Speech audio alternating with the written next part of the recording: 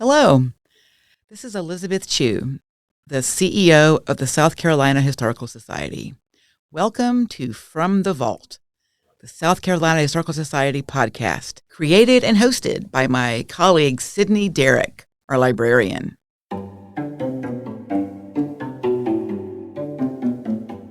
This podcast will demystify archives. I am passionate about convincing people that archives are not in any way boring. They are, in fact, incredibly interesting. Who doesn't like to read stories about other people? Imagine spending all day long in a library reading someone else's diary. That is what historians and people who use archives do every day. From the Vault, we'll be telling stories of all South Carolinians from the perspective of the many fascinating items in our large and important archival collections. Hi there, and welcome to our podcast. As you just heard from Elizabeth, I'm Sydney Derrick, a librarian here at the Historical Society. We're starting a new series today that will be mixed in with our regular episodes. We were inspired by another podcast hosted by two Charleston locals called My Grandma's Diaries. Our diaries, however, are a little more revolutionary. We'll be reading and exploring the order book of South Carolina's 4th Regiment. The regiment was organized in 1775 and was incorporated into the Continental Army a year later in 1776. So the order book is kind of like a diary. It covers the day-to-day happenings of the regiment and the orders that they're given, so you really get a sense of what life was like for the men who were serving on that day-to-day basis. But before we get started with today's tale from the archives, let's talk about our upcoming events.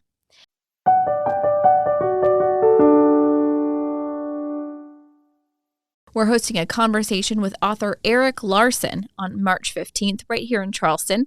You know him for his narrative nonfiction books like The Devil in the White City, The Splendid and the Vile, and Dead Wake, The Last Crossing of the Lusitania. That will be moderated by South Carolina historian Walter Edgar, and you can get tickets under the News and Events tab on our website, schistory.org.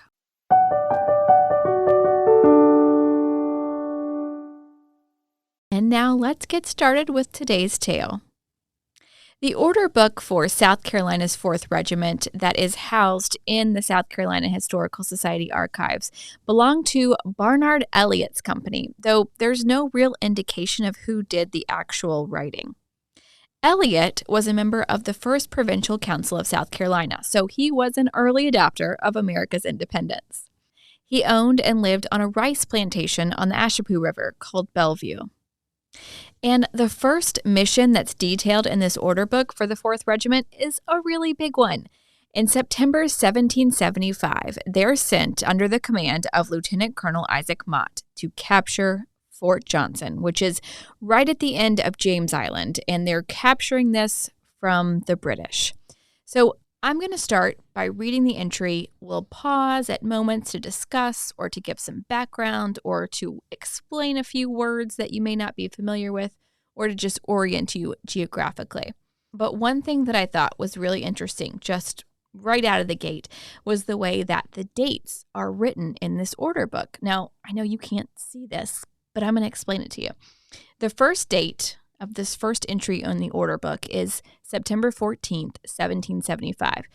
But the month is written as the number 7 with the letters B-E-R after. So it reads like Sevenber.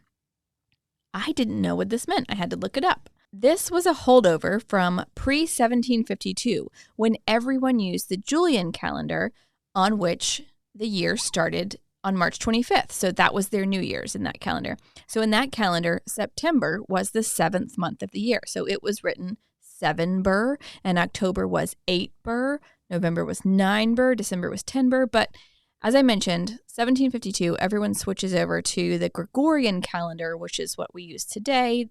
The new year starts on January 1st. So I thought that was just an interesting fact. Again, even though you can't see it, it took me a few minutes to figure out what that was. But even 20 some odd years later, They're still holdovers from this old calendar. Now, there is actually a way to see what I'm talking about. This order book for the 4th Regiment is digitized, and you can view it, each and every page, on the Lowcountry Digital Library. So head to their website and search 4th South Carolina Regiment Order Book, and you can see what I'm talking about with these dates.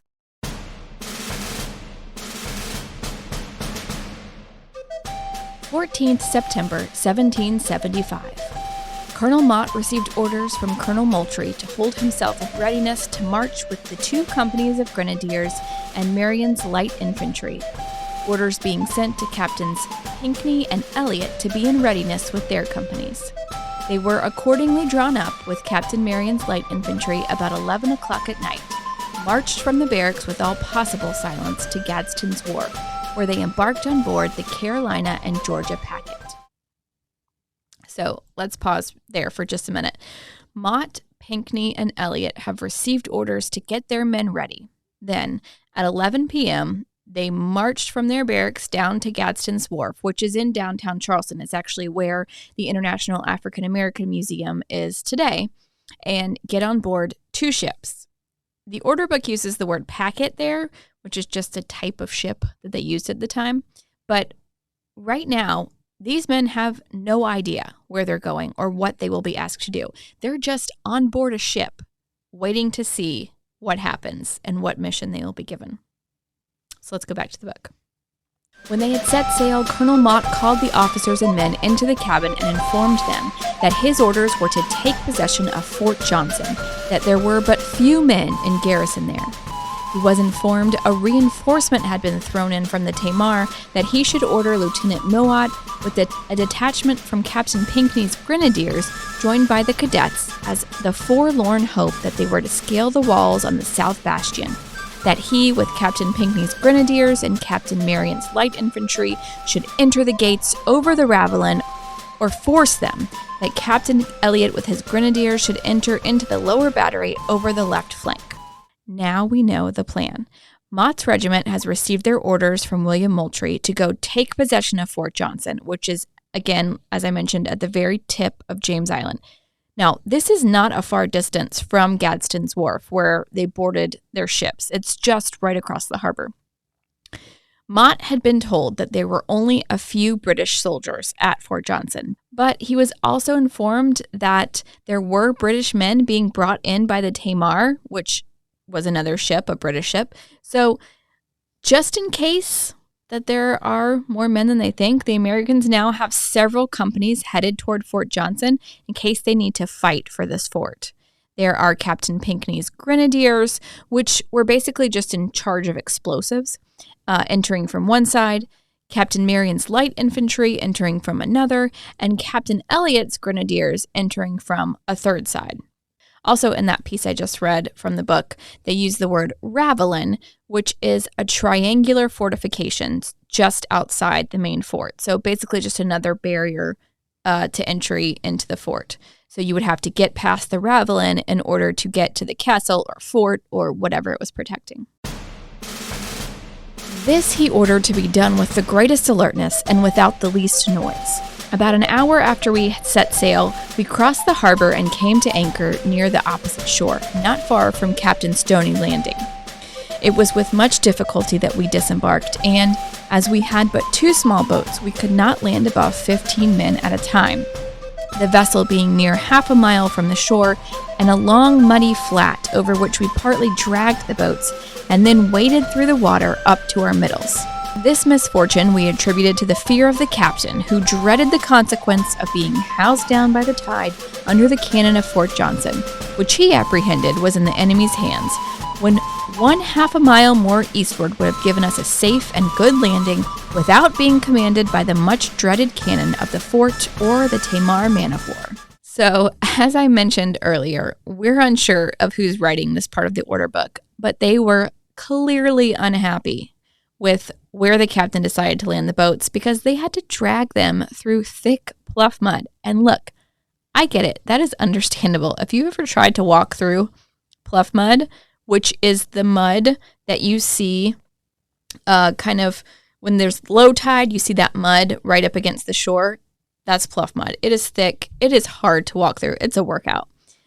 They also mention the Tamar in there again, which was that British ship, and they refer to it as a man of war, which is what the Royal Navy called warships during that time. So the Tamar was a type of ship called a man of war. Being arrived, as I said before, within half a mile of the shore, Captain Pinkney's grenadiers were ordered first to land and possess themselves of the sea beach to cover us in case any foes should offer to oppose our landing. As soon as his company was landed, Captain Elliott's grenadiers embarked from on board the vessel into small boats. Colonel Mott loaded in one and Captain Elliott in the other. By this time the day began to dawn.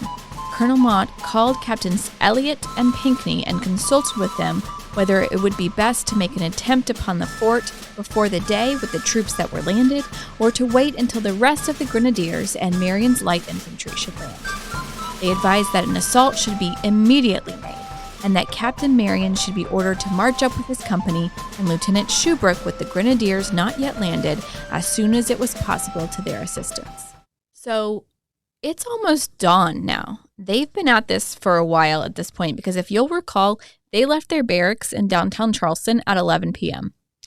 And now it's about to be morning time. So there's a question about whether they should wait even longer for more reinforcements, but they decide to move ahead and have other companies of soldiers join in as soon as they can get there. It's sort of wild to think about the timeline here, because today, to get from the area of Gadsden's Wharf to Fort Johnson by car, it would take about 20 or 30 minutes depending on traffic, and actually it would probably be even a shorter amount of time by boat. But, of course, they do have lots of men to move, and they're trying to be silent, so they're probably going slower than they would normally, but just something to think about. All right, let's get back into the action. This being agreed on, the following regulation was ordered. Sergeant Lieutenant Muat, with a detachment of the Grenadiers of the 1st Regiment and the cadets, was ordered to scale the walls of the south faces of the southwest bastion, which, having a ladder already fixed to it, might be performed without too much difficulty. The detachment, according, marched off to perform their orders. Colonel Mott, with the remaining grenadiers, commanded by Captain Pinkney, followed the first detachment, and Captain Elliott brought up the rear. When the troops came within half a mile of the fort, they took their separate routes, in order to invest the fort on 3 sides at once. The other side, being washed by the sea, could not be attempted but by boats, which was thought unnecessary. So they have the fort surrounded on 3 sides. That 4th side is basically where the water is, which isn't really feasible to attempt. And there are other troops coming to serve as their backup from the 1st Regiment. Some of the soldiers were ordered to scale the wall to get up on top of this fort. Now, luckily enough for them, there was a ladder there, which made their life a little bit easier. When Lieutenant Muat came up to the glacis, he found the gates open and rushed in with his detachment and took possession of the garrison, making prisoners of all he found within. Colonel Mott, with the grenadiers under Captain Pinkney, soon after entered the gate, taking possession of the fort, while Captain Elliott, with a detachment of his grenadiers, scaled the walls of the Barbette Battery and took possession of it. He found all the cannon, consisting of 7 26-pounders, 12 18-pounders, 1 12-pounder, and 1 9-pounder, dismounted and thrown off the platform so that they were rendered useless for immediate service. But upon examining the touch holes, found they were not spiked. This he informed Colonel Mott immediately, who at this time had the commander of the fort before him to deliver up the keys of the magazine and the gates of the fort. So they're in, guys. They found a way inside the fort. They stormed it, and it's basically empty. The gates were wide open, so they did a lot of work for nothing. But hey, they didn't know what to expect there. That word that I mentioned, one of the words that I mentioned, glacis, that I read there at the beginning, that's part of the fort. It's just this slope that sort of surrounds the fort. So once Lieutenant Muat came up to that, he saw that the gates to the fort were open. When they came in, they took prisoner of the few British men who were there. Then they realized all of the cannons had been knocked off of their mounts, so they're basically useless. They have no protection in this fort now as far as ships coming up. These cannons are useless. They have to get them fixed. They go to let Colonel Mott know this, and he actually has the British commander of the fort with him because Mott is getting the keys from him to the ammunition storage, which is also called a magazine, and the actual gates of the fort. So let's see what happens next. The colonel desired to be informed by him who had done this mischief. He replied that the men of war's, men under the direction of the governor's secretary, had left the fort 2 hours ago, that they had entered his room, made him a prisoner, and he supposed they had done it. He then gave up the keys. Colonel Mott committed him and the rest of the garrison to prison and placed sentries at the gate of the Ravelin, the inner gate, on the salient ales of the bastions, on the lower battery, and at the magazine, and kept a captain's guard mounted, which was relieved every 24 hours. The reliefs were, for the sentries, every 2 hours. Not having any engines to mount the heavy cannon, nothing could be done that day. Who was responsible for sabotaging the cannons by taking them off of their mounts? The commander of the fort told Isaac Mott that men, possibly under the orders of the royal governor's secretary, had caused the damage. The royal governor at the time was Lord William Campbell, who came to South Carolina just a few months before this, in June 1775. He spent a lot of time in Nova Scotia, and this was his latest assignment to be the royal governor of South Carolina. It did not go well for him, guys. He didn't come in at a good time. He immediately started trying to influence those in South Carolina, especially in the backcountry of the state, which was basically the area outside of the big city of Charleston. It's sort of the western part of the state. But of course, Charleston was the main hub at the time. He was trying to influence the people in the backcountry to join King George's side, to become loyalists. And there was already a big rift between those who lived in the much more rural backcountry and the elite Charlestonians who were in the big city. So Campbell figured he could play on that discord.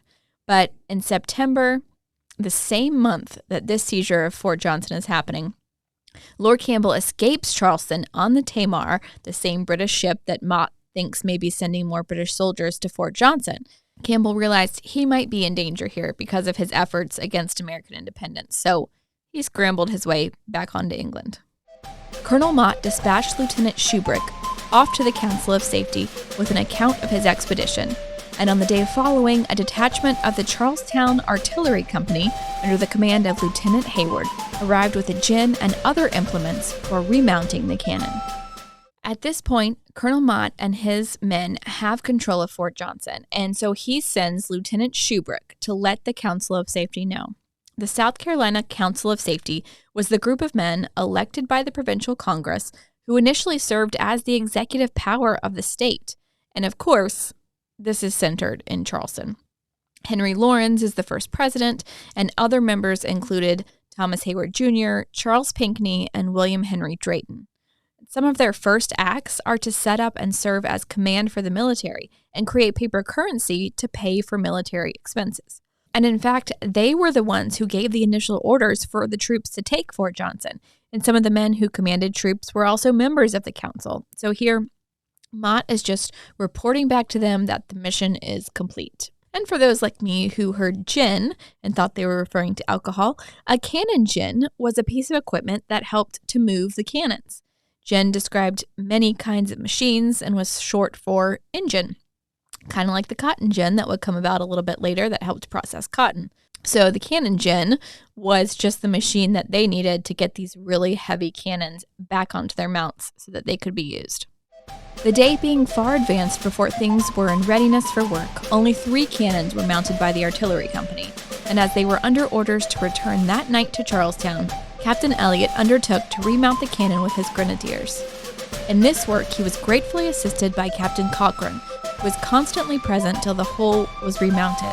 But before this happened, an engagement had like to have taken place with the Tamar. That night that the 3 guns only were remounted, the Tamar weighed anchor with the Cherokee, a sloop of war, and one of the packets, the Swallow, sailed up and about the dawn of the morn came within point-blank shot of the fort.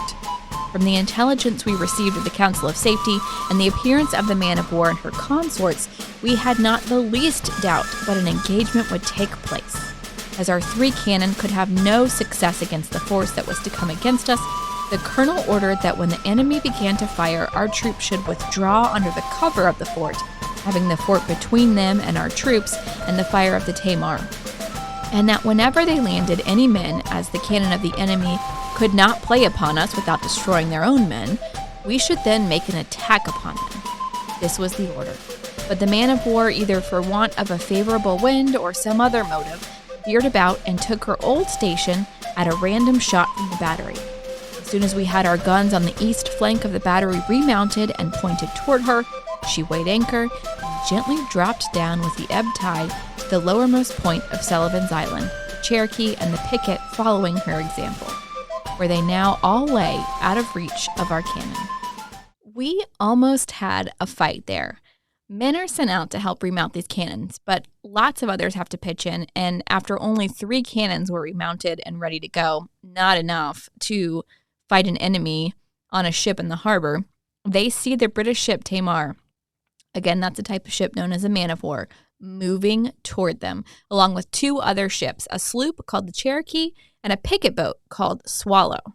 So they get orders that if the British start shooting cannons at them, to hide within the fort so that they have the protection of the fort and just wait until the British try to invade on foot, because then once the British are actually at the fort, they're not going to shoot cannons at their own men, but then the Americans can fight them in the fort. But for some reason, unknown to everyone on land, as soon as they get a few more cannons ready to go, the British ships just turn and anchor right outside of that line of fire. But at least now, the men on Fort Johnson have the cannons back up and running and ready to defend.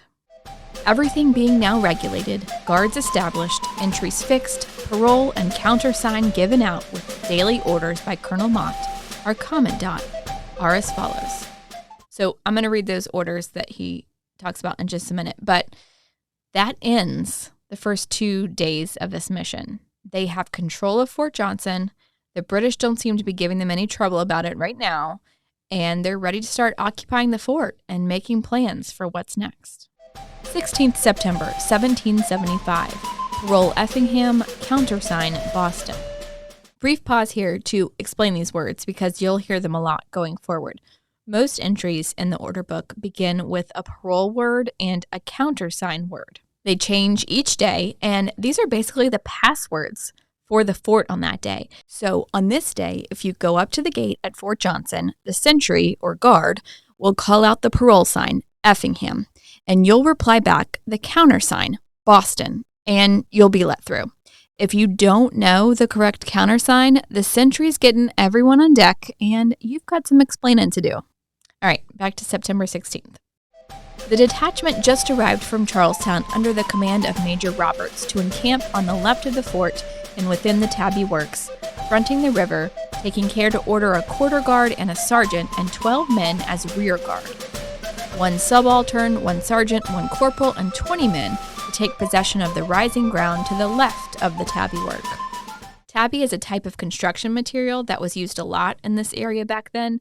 They would burn oyster shells, of which there were tons everywhere, and mix them with sand and the mineral lime, and it formed a kind of concrete that was used to build structures. So there was a tabby work outside of the fort as another barrier to entry.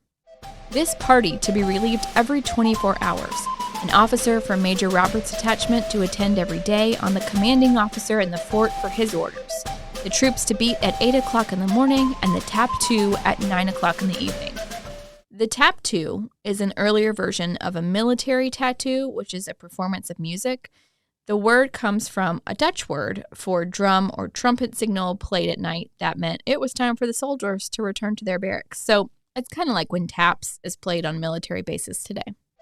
The roll to be called every morning at troop beating and at retreat beating in the evening. 17th September 1775. Parole Washington, countersign Moultrie. The guards to turn out once a day with rested arms to the commanding officer and to Major Roberts with shouldered arms. No non-commissioned officer or soldier to be absent from the fort without leave from the captain of the guard, or from the camp without leave from the captain of the day, who must be careful not to allow more than 6 from each company to be away at a time. No firing of arms in or near the fort or camp. The officers to inspect their men's arms, and those that require to be put in order to see that it is done immediately, those that are loaded to be drawn. An orderly sergeant from the camp to be sent to the commanding officer every other day. the boats belonging to the garrison to be under the care of the officer of the quarter guard. These are now the rules for those stationed at the fort or in camps right outside the fort. Rolls are called at morning and at night. Weapons need to be presented and inspected. Drills are to be run, and soldiers have to have permission to take leave. And there's more. Captain Elliot with 12 men from Captain Coatsworth Pinckney's company to parade immediately. Captain Elliot to call on the commanding officer for his orders. All orders relative to the soldiers to be read to them by an officer of each company at retreat meeting. The captain of the day to make his report to the commanding officer at orderly time. Additional orders: 2 men from each company in the fort and 2 men from each company in the camp to go to town immediately under the command of a sergeant from the camp to receive and bring to the fort all the necessaries belonging to them. Thus ends the orders and happenings during their first few days at Fort Johnson, September 14th through 17th, 1775.